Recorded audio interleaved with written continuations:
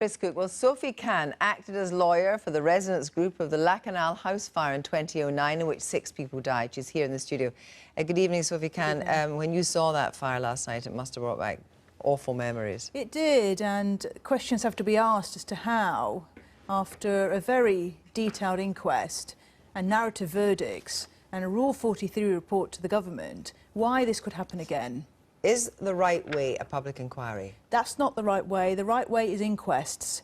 The families have a right to participate, they have a right to cross-examine, they have the right to put questions to all the experts. They are able to get their own experts if the coroner gives permission. The coroner is independent of the government. In a public inquiry, it is very much government-led. And I'm right in saying there's absolutely no way that any resident, any family member can take part and ask questions in a public inquiry? Not in a public inquiry. There's a very limited rules in public inquiries. It is very much government-led, government-controlled, government outcome. Do you think this was avoidable?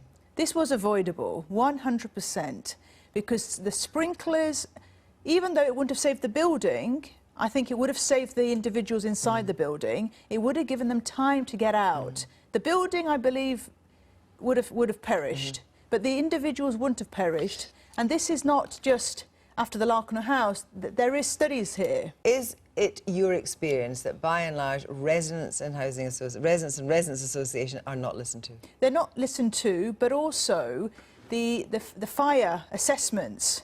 We have to look at the fire assessments, because here there is a fire issue as well. It's not just a council we need to look at. What were the fire brigade doing? The refurbishments have been done. What tests did they do on the building? But these are questions, as you say, that the residents will not be able to ask anyone in the public inquiry. In your view, is this a kind of unintended consequence of the public inquiry, or do you think it's an absolutely worked out position that if the government goes for a public inquiry and not an inquest, they will be not subject to the same scrutiny? Yes. That is correct, because in an inquest they lose control of what a jury verdict will do, and the juries will come out with narrative verdicts which may be very difficult for the government to But you can hear. only have one or another, you can't have both. You can't have both, you can only have one or the other. So what would you be urging residents to do right now, to kick up a fuss, to change? Yes. They should really be demanding an inquest from the government to say this is not the right way, we don't want a public inquiry, we want an inquest.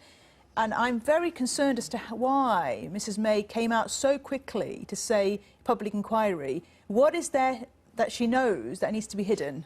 Sophie Khan, thank you very much indeed. Well, the tragedy of Grenfell Tower has all but blotted out the post-election turmoil, delaying any deal negotiations between the Tories and the DUP to prop up Theresa May. Nor does the shape of the